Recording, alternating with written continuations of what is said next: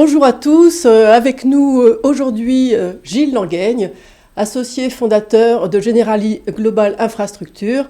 Cette société de gestion d'actifs de Generali Investment investit dans des infrastructures durables, dans les secteurs liés à la transition énergétique, la mobilité verte ou le numérique, mais aussi dans des infrastructures sociales liées à la santé ou l'éducation. Créée par 3 associés, cette société de gestion gère aujourd'hui plus de 6 milliards d'euros d'actifs. Alors Gilles, bonjour. Bonjour, merci de me recevoir. Alors est-ce que vous pouvez nous expliquer pourquoi on parle autant d'infrastructures en ce moment ? Oui, alors c'est une classe d'actifs qui est plébiscitée par les investisseurs institutionnels parce qu'elle apporte des réponses à de vrais enjeux. D'abord des enjeux financiers, parce que c'est une classe d'actifs qui est résiliente et dans les crises qui sont succédées, Covid et puis maintenant évidemment la crise en Ukraine, c'est une classe d'actifs qui protège, qui finalement agit comme une valeur refuge. C'est aussi une classe d'actifs qui amène un surcroît de rendement et dans un environnement de taux bas qu'on a connu, même si les taux remontent un peu, on reste quand même majoritairement dans un environnement de taux bas. C'est une solution pour ces investisseurs. Et puis, sont aussi des rendements qui sont stables. Mais alors du coup, c'est stable, mais en même temps, l'avantage aussi principal, c'est que la volatilité est moindre. Oui, tout à fait. Donc, c'est effectivement ce qui caractérise aussi sa résilience, c'est qu'il y a une moindre volatilité de la classe d'actifs, parce que c'est une classe d'actifs dans laquelle on investit sur les marchés privés. Et d'autre part parce que les retours de cette classe d'actifs sont sous-tendus par des cash flows longs, par des contrats long terme, ce qui en fait une classe d'actifs stable et résiliente. D'autre part, c'est aussi une classe d'actifs qui a beaucoup intéressé les investisseurs institutionnels.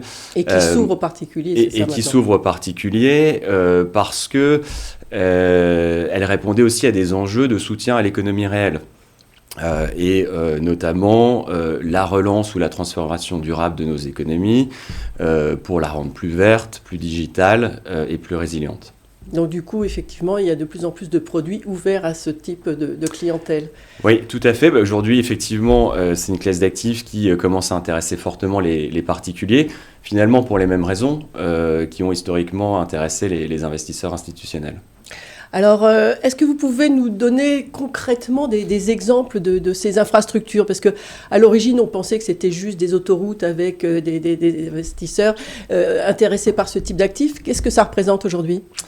Oui, alors c'est vrai qu'on a des thématiques d'investissement qui vont bien au-delà du transport routier. En tout cas, chez Generali Global Infrastructure, nos thématiques d'investissement principales, c'est d'abord la transition énergétique à travers les énergies renouvelables. C'est aussi la transition environnementale plus largement avec le secteur de l'eau, du traitement, de la valorisation des déchets. Et concrètement, alors, c'est quoi ces infrastructures ?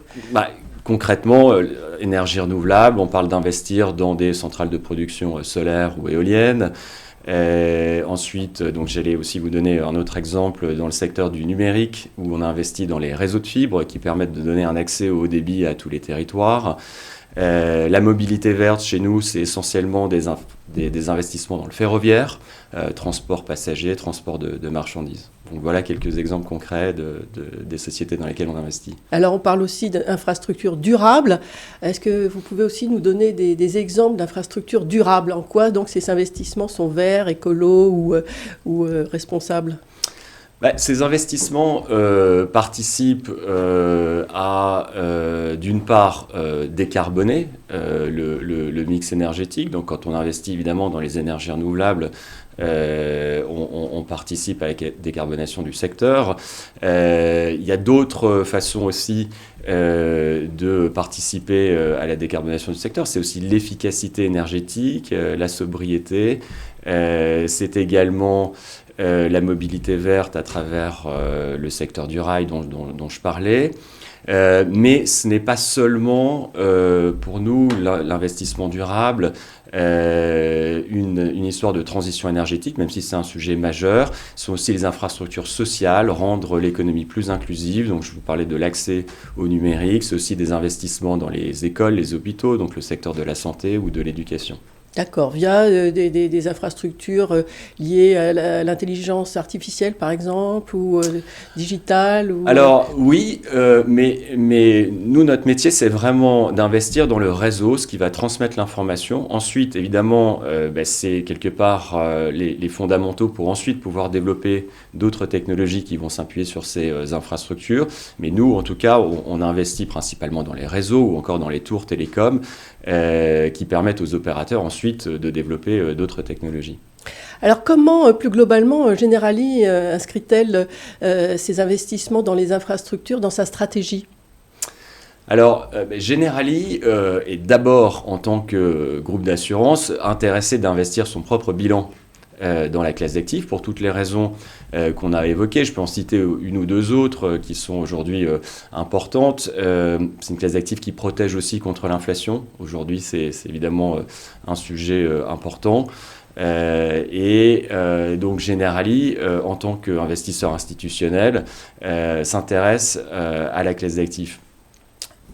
Mais Generali, c'est également un groupe d'asset management, donc d'assurance et d'asset management.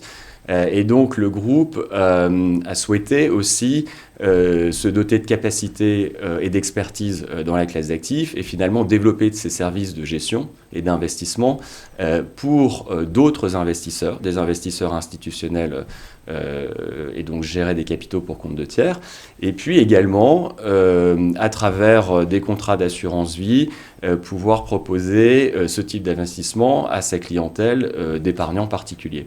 Donc en fait, ça satisfait aussi bien les intérêts du groupe que ceux des clients finaux. Exactement. Et ces clients finaux, qu'ils soient institutionnels ou particuliers dans le cadre de ces contrats d'assurance vie, finalement valorisent ce modèle parce que d'une part, ils valorisent la spécialisation de Generali Global Infrastructure sur cette classe d'actifs. Ils valorisent également l'alignement d'intérêts que notre modèle offre, puisque ces clients co-investissent avec le bilan du groupe et bénéficient de toutes les synergies de notre plateforme, à la fois en termes d'accès aux meilleures opportunités d'investissement et puis aussi un effet de taille et donc des synergies également.